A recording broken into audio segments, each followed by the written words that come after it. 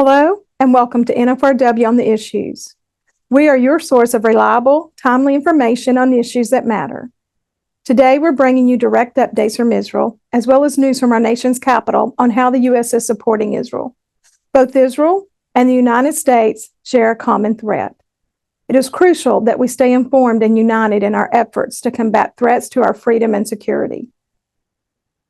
On Saturday night, April 13th, Iran carried out massive and unprecedented attacks on Israel, with over 300 missiles and drones being launched from Iranian soil at Israel.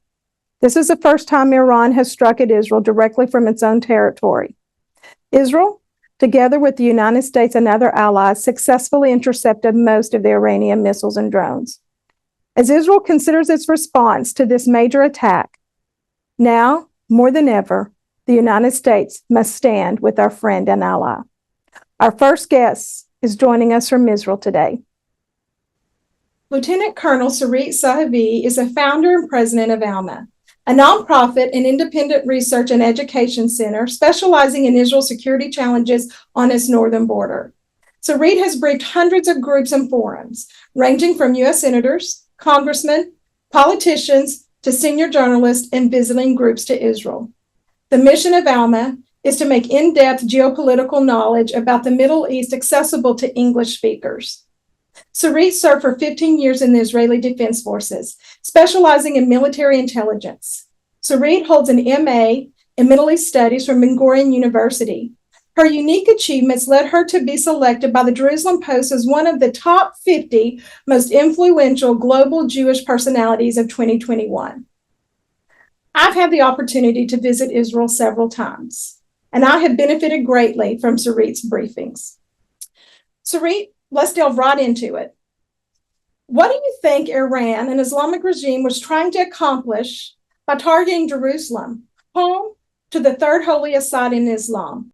Well, Iran officially didn't target Jerusalem. Officially, Iran said that it had targeted military bases in Israel that were involved in the attack against Hassan Madawi or Izadi, who was the commander of the Northern Front against Israel in the past, actually more than 20 years, I think.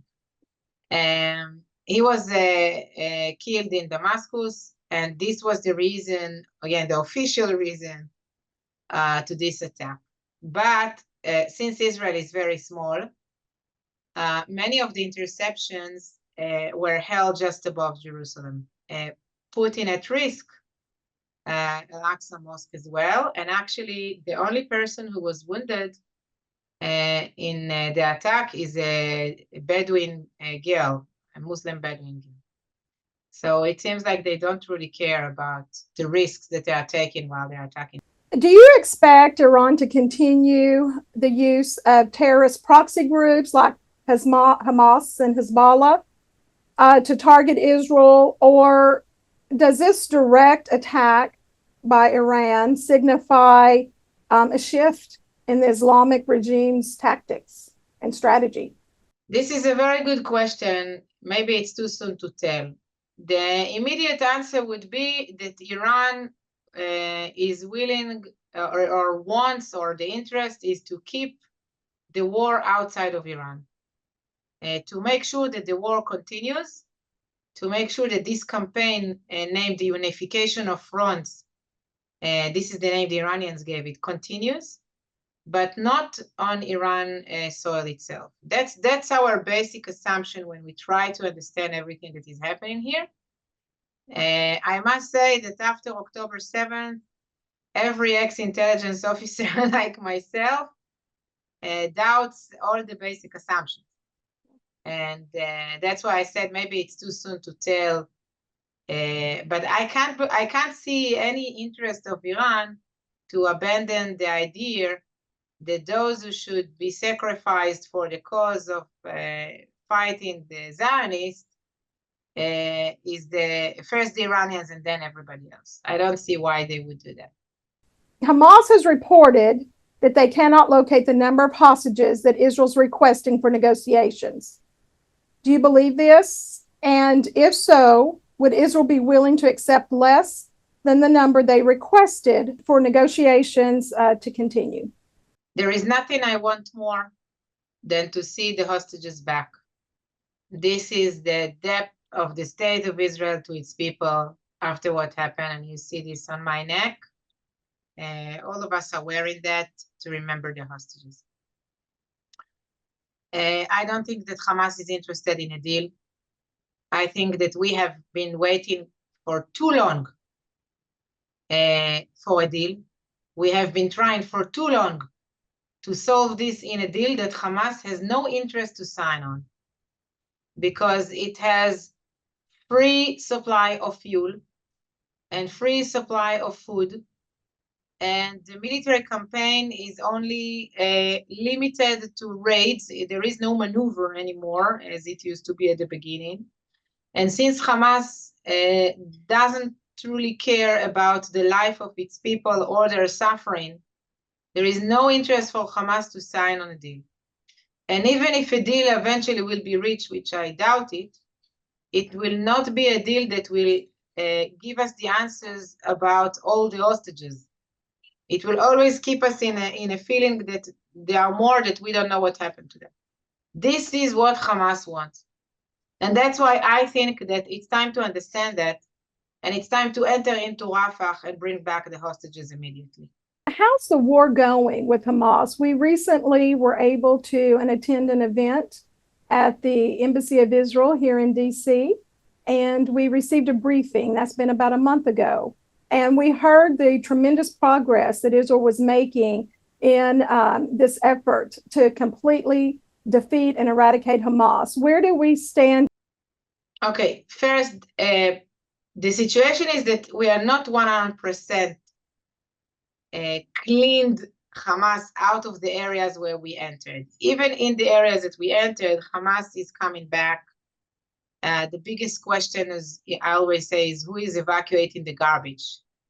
And as long as we don't understand who is evacuating the garbage, or if you like, distributing the food, or building the schools, or anything that is civilian, Hamas will try to do that by itself. And once Hamas is doing that, it means that it is already building back the military platforms.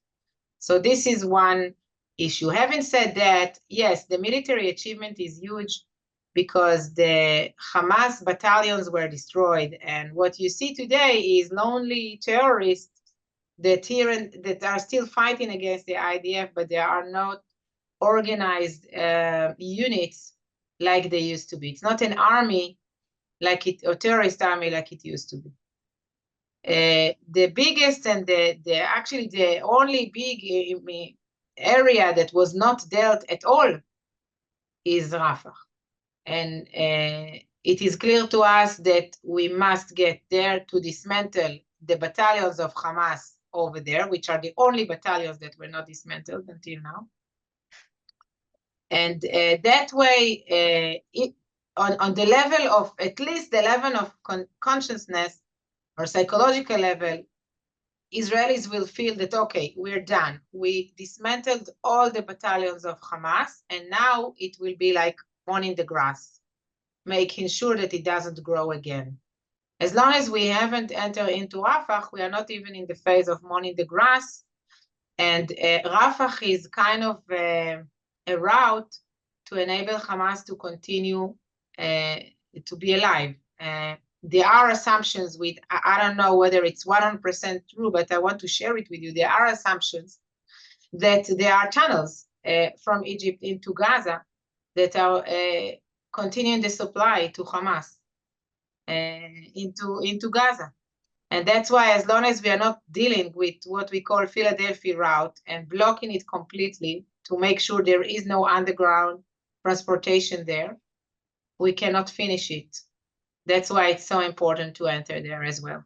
Look, I live 9 kilometers from the Israeli-Lebanese border. We are at war as well since October 8th. It's been in the past 6 months since the war started, we had more than 1,400 attacks that came from Lebanon, mostly from Lebanon. 1,400 attacks doesn't mean 1,400 missiles. It means much more, because these attacks included anti-tank missiles and included UAVs and barrages of 80, 30, 40 rockets launched at the same time. Even infiltration. Today, actually early this morning, I heard, tons of noises and blasts, and something was going on. And later on today, we learned that not far from Riley, on the border with Lebanon, Hezbollah planted mines, and actually 4 Israeli soldiers were wounded. So it's constant war here every day. We have 60,000 Israelis that are evacuated from their homes for 6 months now.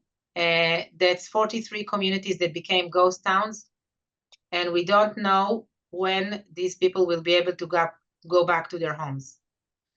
Because it started from the fear that Hezbollah will do the same thing as Hamas, because actually Hamas replicated the offensive plan of Hezbollah that was published, and we all knew about it.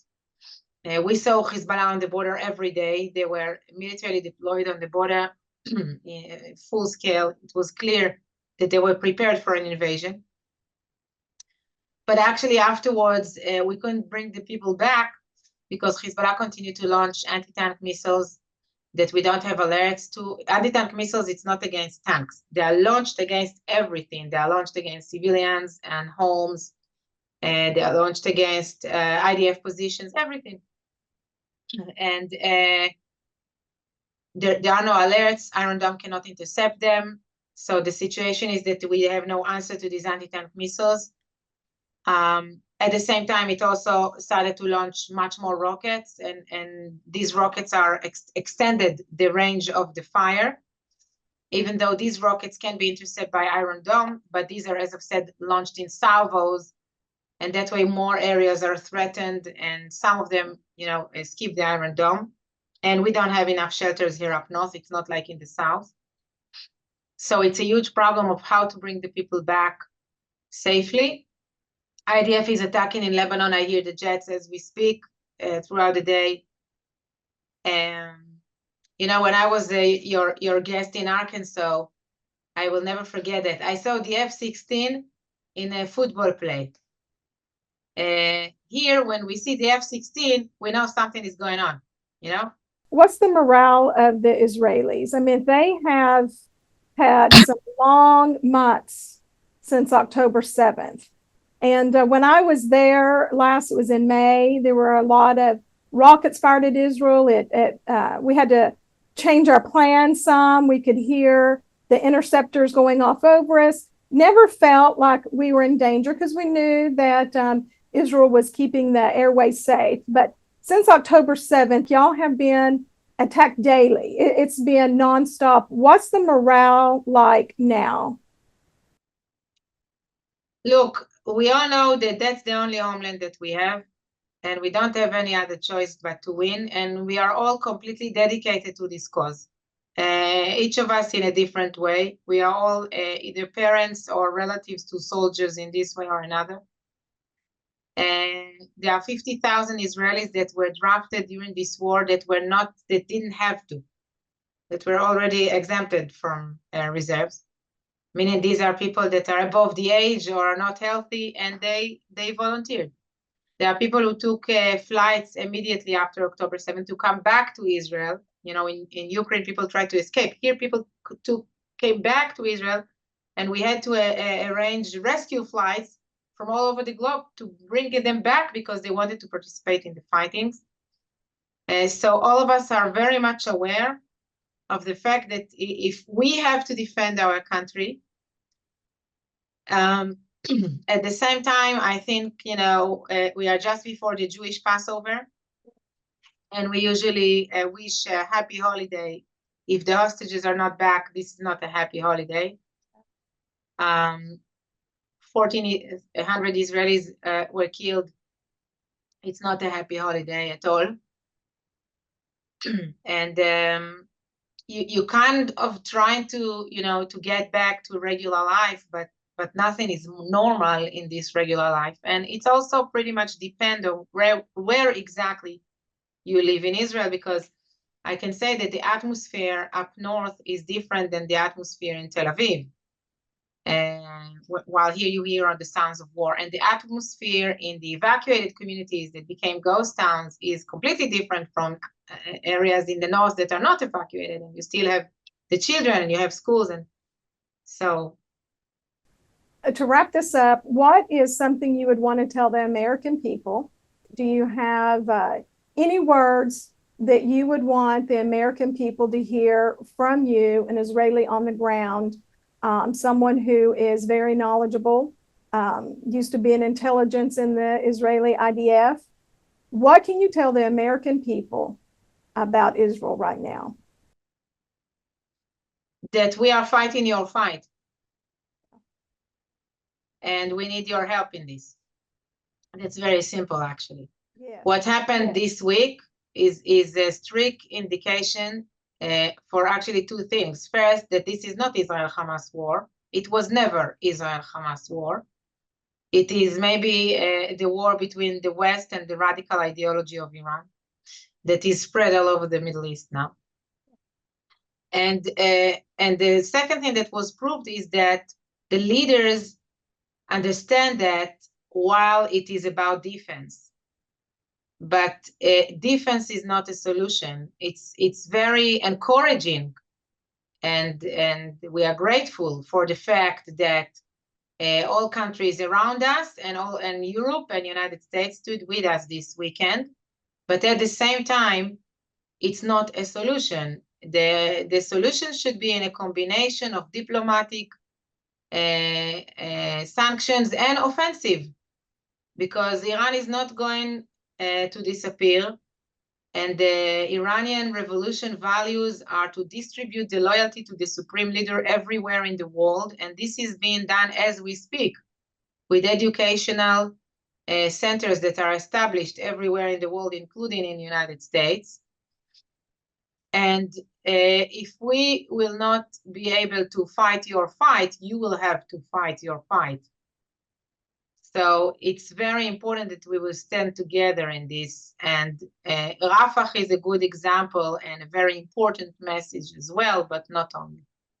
Sarit, I want to thank you for your time. I know you're very busy and your work is very important. So I thank you. And we look forward to hearing more from you.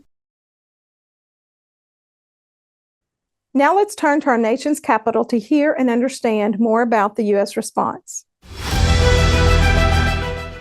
Hello, Congressman Hakeem. Thank you for being with us today. And a special thank you to the president of the Indiana Federation of Republican Women, Savilla Menon, for setting up this interview. Congressman, you were recently in Israel. You know the importance of the U.S.-Israel relationship. It's estimated that Iran's attack on Israel cost upwards of $1.3 billion for Israel to defend itself. The successful defense represented decades of U.S.-Israel collaboration. If the aid was necessary 6 months ago, it's essential now. This kind of equipment isn't just sitting in a warehouse somewhere. It must be produced. What will it take to unify Congress in supporting Israel? And what is the best legislative vehicle to get this immediately done? Well, first of all, thank you for having me today. And you're absolutely right. The aid is essential to support Israel. The United States and Israel relationship should be ironclad. It is one that we have supported over the course of Israel's 75-year history, and we must continue to do so today, especially at a time like this with Hamas's unprecedented attack on October 7th.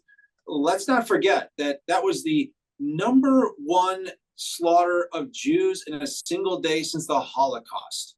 I called for support for Israel back then. I voted twice on the House floor in favor of that support. My hope is that given the circumstances of the attack from Iran, from their soil directly to Israeli soil, should hopefully be the catalyst that we need to get an aid package on and off the floor in the House and in the Senate. In the conversations that I've had with my colleagues, but also what we've heard from House leadership, both Speaker Johnson and from Leader Scalise, is that it appears that we're going to be bringing that aid package to the floor potentially this week.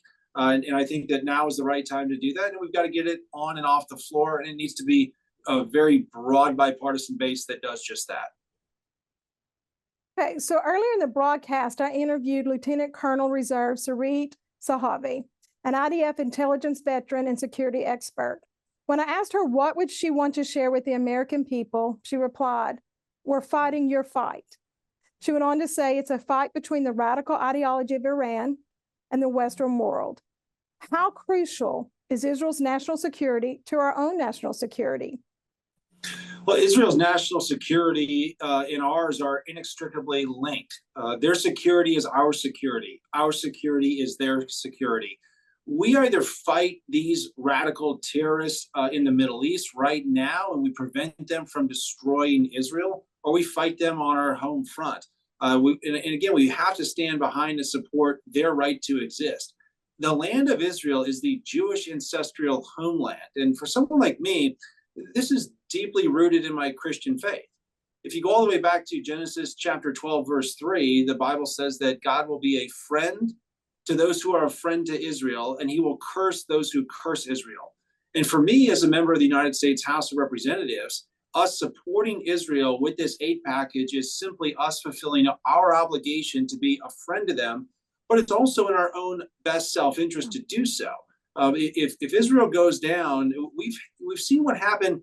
Go back 75 or 80 years. We had a Holocaust before, and we can never allow that to happen again. And so we have to stand with our friends in Israel. We've got to get this aid package across the floor.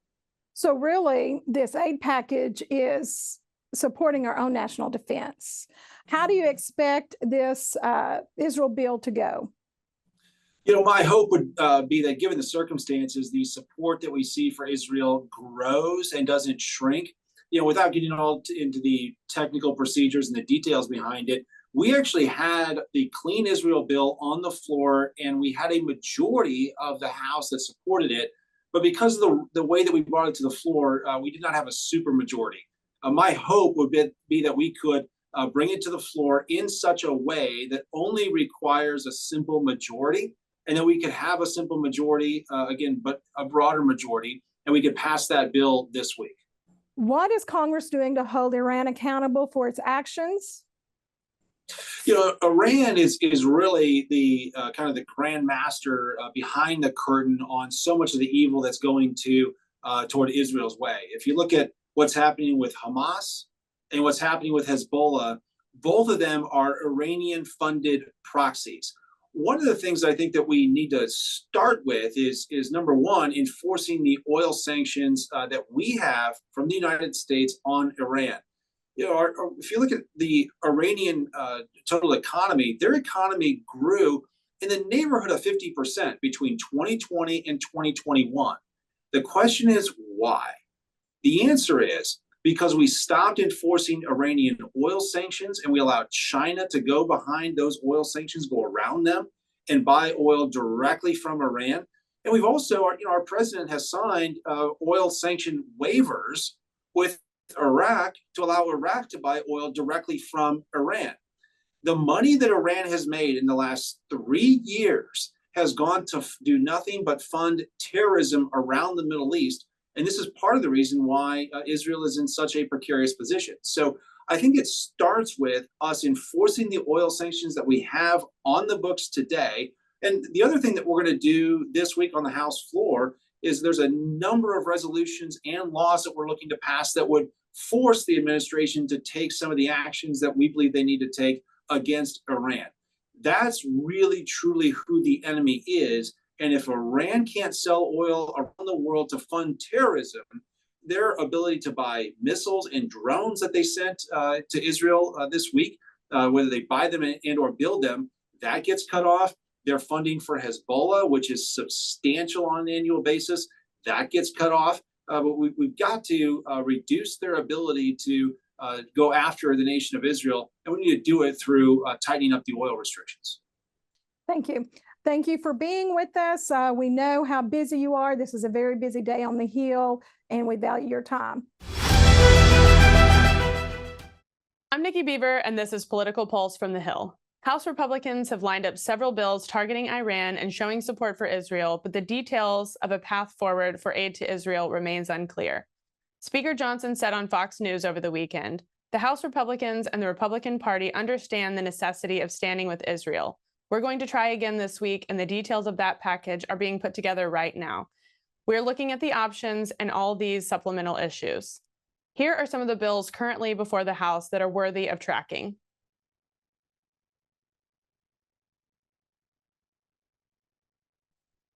One of importance that Representative Hakeem mentioned is the House resolution condemning Iran's unprecedented drone and missile attack on Israel. As we heard from Lieutenant Colonel Sarit, this is our fight as well. We share Iran as an enemy. The details of legislation to aid Israel and condemn Iran are in the works, but no definite answers yet. Stay tuned to NFRW on social media, push notifications from the NFRW app, and emails for updates on this crucial issue.